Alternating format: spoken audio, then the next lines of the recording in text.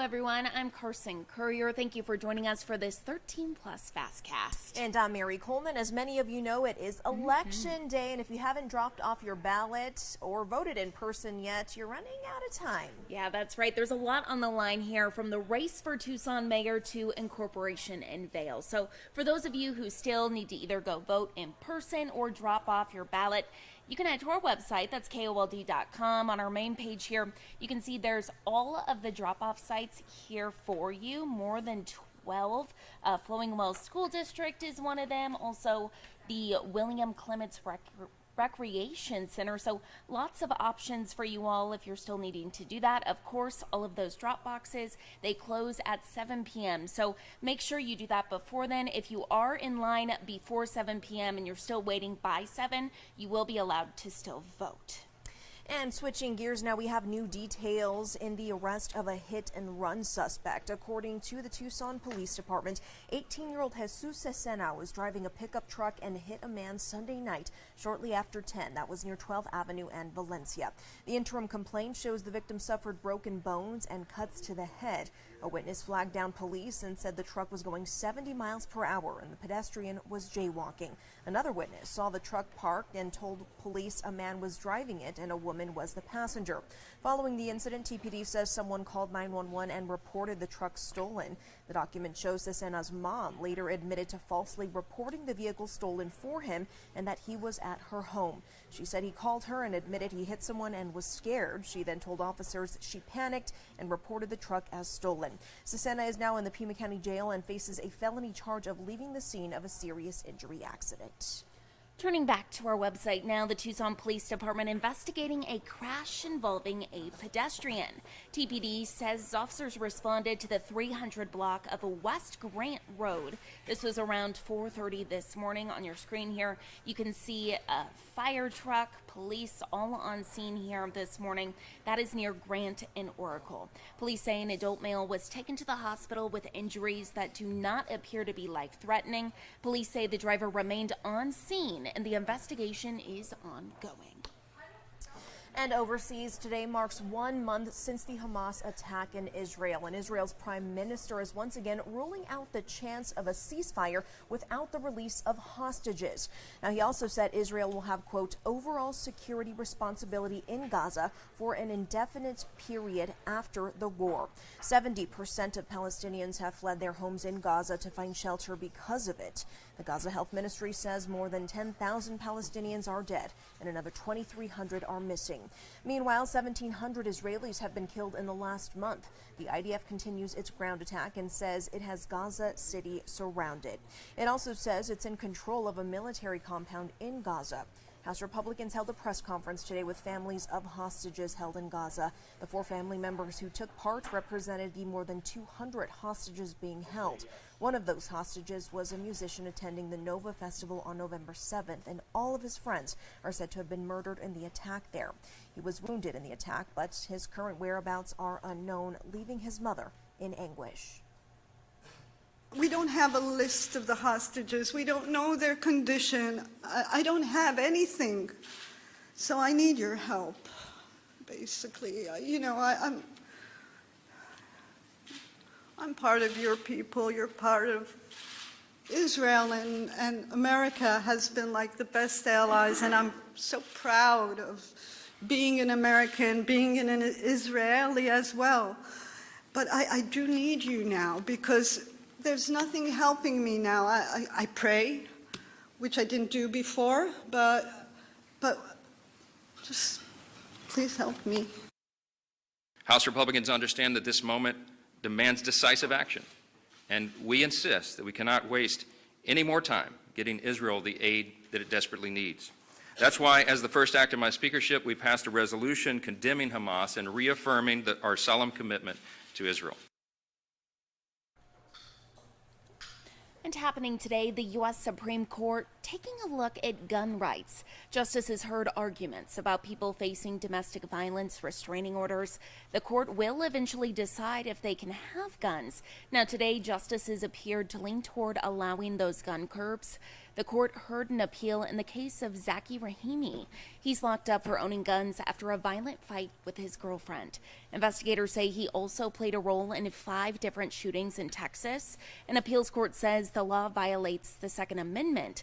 Rahimi changed his mind, writing a letter to the court saying he doesn't want to have guns anymore. Of course, we'll let you know what comes out of that. Meanwhile, new data shows more people in the U.S. are working more than one job to make ends meet. That's according to the October jobs report from the Labor Department. Data shows more than 8 million are getting off from one job and heading to another. That's the highest since before the pandemic, with women leading the way here. 6% of women working more than one job compared to less than 5% of men. The United Way says inflation is outpacing wage growth and making it harder for them to help families. And turning now to the University of Arizona, where part of the budget is on the chopping block today. Our very own Alex Valdez is looking into budget cuts and potential hiring freezes. The University of Arizona is facing a financial crisis. Earlier this month at the Arizona Board of Regents meeting, President Robbins and university officials let the board know about the issue. They say they have a plan in place and are currently working to get that cash flow back into the university. I'll have more on the plan and what President Robbins had to say coming up at 13 News live at 3 and 5. And First Alert forecaster Allie Potter joining us. And Allie, the big question is, so did we break another record? Oh, no. I thought we were out of that. I thought we were done, Allie. What's going on? Yes, we did. Oh, I know. goodness. I know. These are not records we want to be breaking, first of all. But then second of all, it's November. We're talking about Thanksgiving. In the world. They just want you to be able to cook the turkey Right. outside. Throw it outside. Forget the Call it a cookies night. we baked over the summer. It's going to be turkey time Oh before my you know gosh. it. So the Crazy. good news is the cool down begins tomorrow. Oh, good. Okay. So, and then the 70s are in the forecast, and we have a slight chance for rain. So there's a nice little mix that we're going to Okay. see here very shortly. But we got to talk about this guy here. So far, we've seen 91 degrees, that record set back in 2007 and tied in 2012. That was at 90 degrees. So at least it's just 1 degree warmer, but still we'd rather just not even be anywhere near record-breaking territory. We're still at that 91 degree mark to be exact right now in town. 81 for Sierra Vista, 84 for Safford, 85 for Nogales, 92 if you're in Marana, 79 for our friends in Bisbee. If you are going to go out to the polls later today and cast your ballot, well, by 5 o'clock this evening, 84 degrees, by 6 o'clock, 77, and by 7 o'clock this evening, still sticking with that 77 degree mark. Just a heads up, I know that Carson and Mary have already talked about the election, but the polls do close at 7 o'clock this evening. Taking a live look here on Mount Bigelow, that tree to the right hand of the screen is really blowing in the wind, and we did pick up those gusty winds today at 30 miles per hour, clocking in just about 30 minutes or so ago. 36 down in Douglas, 32 Sierra Vista, 29 for Nogales, 23 for our friends in Marana.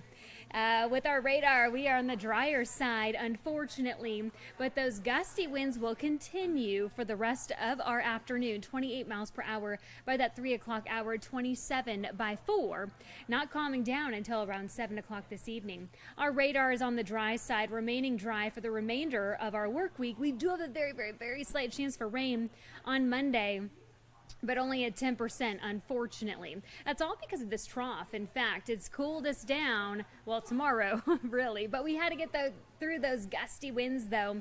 But again, those cooler temperatures are on tap, but then that ridge of high pressure will once again return. That's that orange color that you see there. But we do have a slight chance for rain to go along with it. Tomorrow, how about 10 degrees cooler, ladies? Ooh, sign me up. Yeah, 81 degrees. They're ready or not, here they come, and we welcome them. 76 degrees for you in Sierra Vista, 78 for Nogales, Douglas, 80 degrees. I know we're jealous about the 70s, but we get them as well on Thursday, 74. And a 42. That's a little crazy. know. Not 40, but in the 40s. Right, exactly. But that means we can wear boots. Yes. We talked about this last night. I told Dan to break Yeah. out his Uggs because we know he wears them. He does. Dan loves his Uggs. And his little cute little blanket he has at his desk, his blankie. We just told him he can't suck his thumb, though. And he's super red right now. We have to embarrass him. We love him, you know, and we know you love him at home too. So give him a hard time if you guys ever see him. 74 degrees on your Thursday. He's like, okay, can you leave? On your Friday, 76 for you. By the way, it's Veterans Day on Saturday, so be sure to think of it. Thank you so much for the wonderful work that our men and women do for our country. 78 degrees, so really nice day to go along with that.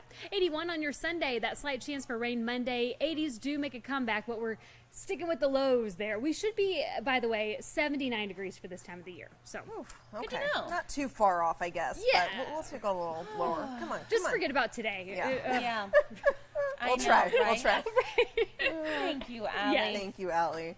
Well, check this out. If you have any old $2 bills laying around, they could be worth thousands. Some newer bills, such as those printed in 2003, could have significant value. One $2 bill from 2003 with a very low serial number recently sold at auction for $2,400. Wow. It later resold for $4,000. That's according to Heritage Auction. Now, that's the largest auction house in the world that deals with currency. The auction site, U.S. Currency Auctions, estimates that uncirculated $2 bills from nearly every year up to 1917 are worth at least $1,000. So if you have any at home, check the drawers. I know when I was a little bit younger, Mary, I think my grandpa would give me like a $2 bill. I remember getting them for some gifts, but I have no Yeah. idea where they are now. Oh, well, you're going to have to dig Unfortunately. them up because it might be worth something. I know. Who would have thought? Lucky $2. Have you ever had one? I have, yes. Yep. It's been a little bit since I've acquired one. Yeah. And I think I ended up selling it or not selling it, using it for probably candy or something silly. Something silly. Didn't know that they weren't going to make $2 bills anymore. So, hey. Yeah. Too funny. Too funny. Well, we will leave you with the live look overlooking Mount Bigelow, looking a little gusty Yeah. out there. So if you are heading out to cast those votes, be sure to take a light sweater, some hairspray, whatever it takes to get it done. Exactly. Thank you all so much for watching this 13 Plus FastCast. Tune in at 7:30 with Mary and Dan just after the polls closing. And tune in tonight on 13 News. Also online for the latest numbers as they